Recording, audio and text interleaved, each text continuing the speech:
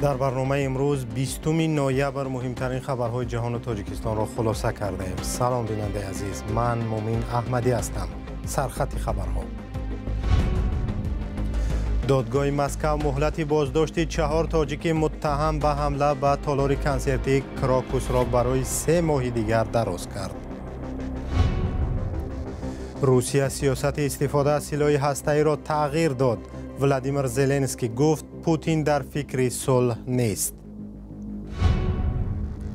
دختری از تاجیکستان در رشته بدنسازی یا بادی بیلدینگ قهرمان جهان شده است. می‌خواهد دیگران هم با او پیروی کنند. این نوع ورزش در جهان خیلی سربیننده و مشهور است. من می‌خواهم آن در تاجیکستان هم مشهور شود. دادگاه شهری مسکو مهلت حبس 4 زاده تاجیکستان را که به حمله به تالار کنسرتی کراکوس گمان زد هستند تا 3 ماه دیگر دراز کرد. قرار دادگاه در این باره روز 19 نوامبر اعلان شد. بر طبق آن سعید اکرم رجب زاده، فریدون شمس‌الدین، دلیرجان میرزویف و محمد صابر فیضов تا 22 فوریه سال 2025 در بازداشتگاه خواهند ماند. هر 4 آنها روز سه‌شنبه زولانه به دست در مرافعه حضور داشتند، ولی در نواری که دادگاه نشر کرد تنها لحظه اعلان قرار ثبت شده است. در حمله به کراکوس در کنار شهر مسکو در روز 22 مارس امسال 144 نفر کشته و صدها تن مجروح شدند. مقامات روسیه بیش از 20 نفر اساساً زادگان تاجیکستان را با گمان طرح‌ریزی، اجرا و یاری در انجام حمله بازداشت کردند، ولی شبهه و گمان درباره اتهامات زیاد است. بعضی از متهمان به جنایت اتهامات را رد کردند. و یک تحقیق افکار عموم در بین مهاجران بازگشته تاجیک در روسیه نشان داده است که 12% آنها یا به سبب اخراج شدنشان از روسیه برگشتند و یا به سبب بدتر شدن احوال آنها بعد حمله مرگبار تروریستی به کراکوس. همکارم خیرامان بقازاده این تحقیقات را ورق زد و در استودیو با ماست. خیرامان، اول نکات اصلی این تحقیق را درباره مهاجران بازگشته به تاجیکستان میگفتی؟ بله مومین، در این تحقیق که سازمان بین المللی مهاجرت در تاجیکستان در بین تقریبا 2200 نفر انجام داده است، نزدیک به نصف آنها گفتند که فقط برای مدتی کوتاه و عیادت زن و فرزندان و یا والدان برگشتند و دیگر باره برای کار به روسیه می روند. در این تحقیق که تا ماه اوگوست امسال را در بر می گیرد، یک سوال مهم از مهاجران بازگشته این بوده است که سبب اساسی از روسیه به وطن برگشتنشان چی است؟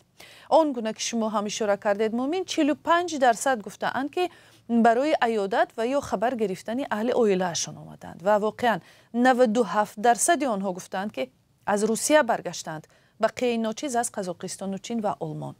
سبب‌های دیگری بازگشت مهاجران کاری به وطن مسائل عائلوی، شاید بیماری و یا کدام جنجال خانوادگی بوده است که 9% را تشکیل می‌دهد. بعداً 6% مجبور برگشتند، یعنی اخراج شدند. 6% دیگر گفتند که احوال مهاجران بعد حمله تروریستی به تالار کنسرتی کراکوس بد شد، برای همین ناچار به تاجیکستان آمدند و 4% دیگر گفتند که به سبب مهاجر ستیزی و پایمال کردن حقوقشان دیگر در روسیه نایستادند. خیرامان، آیا بعد این همه عزمونیت مهاجران برای بازگشت به روسیه و کار در آنجا کمتر شده است؟ هنگام تحقیق از مردم مهاجر این سوال را هم پرسیدند؟ بله، تحقیق فراگیر است و این یکی از سوالهای دیگری مهم است که متخصصان با درخواست سازمان بین المللی مهاجرت از مهاجران تاجیک در چند ناحیه کشور کردند. بیشتر از نصف آنها، یعنی 53% گفتند که عزم دارند رفت و آمد بین تاجیکستان و روسیه را ادامه دهند، یعنی رفته موقتا کار کنند و باز نزد عزیزانشان برگردند. جالب این است که تقریبا هر پنجم نفر یا 18% گفتند که نیت دارند به روسیه برگردند و برای دائمی در آن کشور بمانند. 16% مهاجران بازگشته گفتند که دیگر میل رفتن به روسیه ندارند و میخواهند در وطن بمانند و همینجا کار کنند. سبب اصلی هم نداشتن جای کار بوده است و تخمینا نصف یا 46% مهاجران بازگشته گفتند که جای کار ندارند. آنگونه که مومین میدانیم همین بیکاری زیاد و مزد کم در کارخانه و مؤسسه های تاجیکستان است که سبب مهاجرت کاری صدها هزار از مردم تاجیکستان به روسیه و کشورهای دیگر می شود. تشکر همکارم خیرامان بقازاده. خلاصه های اساسی یک پرسش افکار عموم در میان مهاجران کاری از تاجیکستان را خلاصه کرد. و مفتشان ناحیه باباجان غفورов تفتیش پرونده صدمه نقلیاتی را آغاز کردند که در نتیجه آن چند خواننده یک مکتب زخم برداشتند. فلاکت هفته گذشته در حدود یک خواجگی دهقانی جماعت یاور رخ داده است. فرزان محمدی به محل حادثه رفت و از آنجا گزارش می‌دهد. روز 15 نوامبر مسافربری گروهی از طالب علمان مکتب رقم 48 دهه باغ بالای ناحیه باباجان غفورov در میدان پخته خواجگی دهقانی به نام کامرانبک به صدمه دچار شده است. یک منبع از ریاست وزارت کارهای داخلی گفت که 3 خواننده، 2 دختر و 1 پسر جراحت برداشتند و معالجه میگیرند. اکثر آنها 15 ساله هستند و به سبب نابالغ بودنشان نامناسب آنها گفتن نمی شود. همصحبت رادیو آزادی افزود که ماشین نو پورتر به صدمه دچار شده است و به ضد راننده برای رعایت نکردن قاعده حرکت و استفاده واسطه نقلیات پرونده باز کرده می شود. والدین نورسان آسیب دیده با خبرنگاران صحبت کردن نمی خواهند. ساکنان دهه باغ بالا میگویند تعداد نورسان آسیب دیده بیشتر است و اکثر آنها را به بیمارخانه شهر خوجند بردند. یک پزشک بیمارخانه به شرط فاش نشدن نامش گفت در آن روز 13 نورس را به بیمارخانه آوردند و اکثریتشان بعد معاینه و توبت به خانه جواب داده شدند. آن روز این خوانندگان مکتب به میدان پخته برای چی رفته بودند؟ ما برای دریافت پاسخ به مکتب مذکور آمدیم. آموزگاران گفتند که همان روز طالب علمان برای کمک به دهقانان برده بودند تا حاصل پخته آنها در سرما حیف نشود. هنگام بازگشت صدمه رخ داده است. معلوم نیست که به مسئولان مکتب کی سپارش داده است. بچه ها را به پخته چینی بفرستند، زیرا چند سال پیش به پخته چینی فرستادن خوانندگان مکتب را رسما منع کردند، چون به گفته مقامات به رفت تحصیل آنها ضرر میرساند. برخی از ساکنان دهه در صحبت حضوری گفتند که کودکان را چند وقتی آخر به پخته چینی میبرند. بر اساس قانون کار نورسان و نوجوانان تا 18 ساله در تاجیکستان منع است. سازمان‌های حامی حقوق انسان بارها از تاجیکستان خواستند از کارهای وزین کودکان پیشگیری کنند. فرزان محمدی، رادیو آزادی ناحیه باباجان غفورov.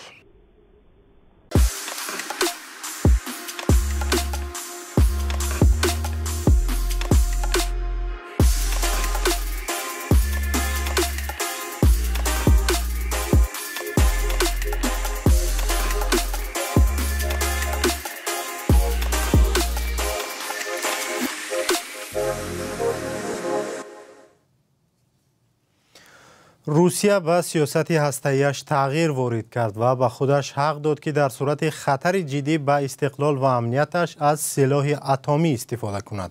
ولادیمیر پوتین طرح تغییر یافته دکترین هسته‌ای را روز 19 نوامبر امضا کرد. این تصمیم پس از آن گرفته شد که جو بایدن پرزیدنت ایالات متحده آمریکا به اوکراین حق داد که با موشک‌های دورزن به خاک روسیه حمله کند. همکارم کیومرث سیاتا گزارش خبرگزاری رویترز را تقدیم می‌کند. روز 19 نوامبر روسیه خبر داد که اوکراین با موشک دورپرواز اتک MS امریکایی به خاکش حمله کرده است. همزمان ولادیمیر پوتین با تغییر دکترین هسته‌ای به کشورش حق حمله با سلاح هسته‌ای را داد. روسیه بزرگترین کشور دارای سلاح هسته‌ای است و پوتین تصمیم خواهد گرفت که آن را کی و چگونه استفاده کند. این تصمیم زمان اعلان شد که از جنگ روسیه در اوکراین 1000 روز گذشت.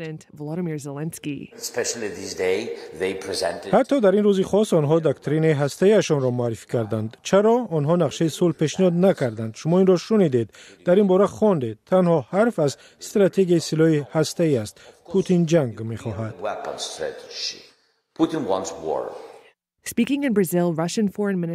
سرگئی لاوروف وزیر کارهای خارجی روسیه که در برزیل قرار داشت گفت که امیدوار است دکترین هسته‌ای کشورش را جدی میگیرند. در حجت پیشینه روسیه گفته میشد که روسیه تنها در صورت حمله با سلاح هسته‌ای از این نوع سلاح برای پاسخ کار میگیرد. حالا در دکترین این نوع آمده است که اگر تهدید جدی به امنیت و استقلال روسیه و حمله کشور با پشتیبانی کشوری که سلاح هسته‌ای دارد صورت بگیرد، مسکو حق حمله با سلاح اتمی را دارد. روسیه و امریکا 88% سلاح هسته‌ای دنیا را در اختیار دارند. مقامات امریکا میگویند آنها هیچ دلیل را برای تغییر سیاست استفاده از سلاح هسته‌ای نمی‌بینند. کیوف ماه‌ها باز از کشورهای غربی می‌خواست که برایش اجازه حمله با موشک‌های دورپرواز را به درونتری خاک روسیه دهند. روسیه گفته بود که اگر چنین حمله شد آن را حمله ناتو ارزیابی خواهد کرد. این یک رفتار بی‌مسئولیتانه روسیه است که کمک رسانی ما به اوکراین را دیگر نمی کند. روسیه در جبهه جنگ با اوکراین پیشرفت می کند. حالا نگرانی ها از فرارسیدن یک مرحله خطرزای جنگ بیشتر شده است. برمیگردیم به تاجیکستان. یک دختر از تاجیکستان بار سیوم است که در رشته بدنسازی یا بادی بیلدینگ قهرمان جهان می شود. یاسمین النیمر که در دوشنبه تمرین می کند میگوید نظرها به بدنسازی او گوناگون است، اما برایش مهم نیست. مهم زندگی سالم و رواج دادن بدنسازی در تاجیکستان است. گزارش عبدالغنی عبدالوهاب و شهلای عبدالله را همراه می بینیم. یاسمین النیمر یگانه زن در آسیای مرکزی است که با بدنسازی یا بادی بیلدینگ حرفه‌ای مشغول است. و قهرمان 3 کاراته جهان در این رشته است. راستش رو گویم برای این کار سالهای زیاد لازم است. در 1 یا 2 سال ساختن بدن ناممکن است. خودی من 10 سال می شود که با بدنسازی مشغولم. علاوه بر این از پاور لیفتینگ یا وزن برداری هم زمینه داشتم. نزدیکانش انتظار داشتند که یاسمین طبیب می شود، ولی بعد ختم آموزش در رشته‌های رابطه‌های بین‌المللی و مالیه او رو به ورزش می آورد. خیشانم از طرف مادری همه طبیب و جراحند. همه می‌خواستند که من هم طبیب شوم، ولی من راه خود را انتخاب کردم. این نوع ورزش در جهان خیلی سربیننده و مشهور است. من می‌خواهم آن در تاجیکستان هم مشهور شود تا بچه‌ها و دختران زیاد به آن مشغول شوند. اولین پارپیف مربی یاسمین میگوید زمانی که آنها تمرین را شروع کردند نظر جامعه به این نوع ورزش چندان خوب نبود. البته نفرانی هستند که ضد اینند، به آنها نمی شود. بعضی نفران نزد من آمده میپرسند که اکای اولیم چرا شما دختران را با لباس ته‌پوش پس نمیبرید؟ این ورزش است، کاری من است. هنوز سال 2021 وقتی که ما نو کارو سر کردیم نظرهای منفی زیاد بودند. حتی در سال 2022 وقتی ما به مسابقه ها می رفتیم شرحهای منفی بود. البته تنها در شبکه‌های اجتماعی، ولی از جانب دوستان و نزدیکان و از کمیته فقط دستگیری می دیدم. خوشبختانه حالا همه نظرها مثبت است. این خیلی خرسندی آور است. ولی به نظر قهرمان ما هنوز هم مشکلی هایی هستند که مانع رشد بدنسازی در تاجیکستانند. به نظر من در تاجیکستان دستگیری دست جمعی مشاهده نمی شود. از جمله برای بدنسازی ما در حقیقت جوانانی با استعداد داریم که می توانند نتیجه خوب نشان دهند، اما برای این نوع ورزش سرمایه گذاری لازم است. یاسمین تا رسیدن به عنوان قهرمانی از حساب خود به مسابقه ها رفته است. او بعد اولین مسابقه تصمیم میگیرد که به کارش خاتمه دهد. بعد از نخستین مسابقه که در شهر تاشکند برگزار شد، من گفتم که این اولین و آخرین برآمد من است. من دیگر نمیخواهم این همه را دوباره تجربه کنم. ولی تخمینا پس از 7-8 ماه مسابقه قهرمانی آسیا شد. اشتراک کرده مدال های طلا نقره گرفتم و همین طور دیگر دوام دادم. حالا او بین زندگی شخصی و ورزش دومی را انتخاب کرده است. به عقیده‌اش گرگ عاشق دیگر نمیتواند صیاد باشد. من درباره بحث کردن فکر نکردم. بسیاری ها میگویند چرا باز میخواهی ادامه دهی؟ وقتی آن رسیده است که دیگر دوام ندهی. تو عنوان های را که میبایست به دست آری الکی صاحب گشته ای. ولی من فکر میکنم که ما تنها نو آغاز کردیم. یاسمین در حال تصمیم گرفته است بدنسازی را رشد دهد که جامعه تاجیکستان اکثرا مذهبی و سنتگرااند و به اشتراک دختران در این گونه رشته ها نظری نیک ندارند. برنامه به پایان رسید. خدا نگهدار.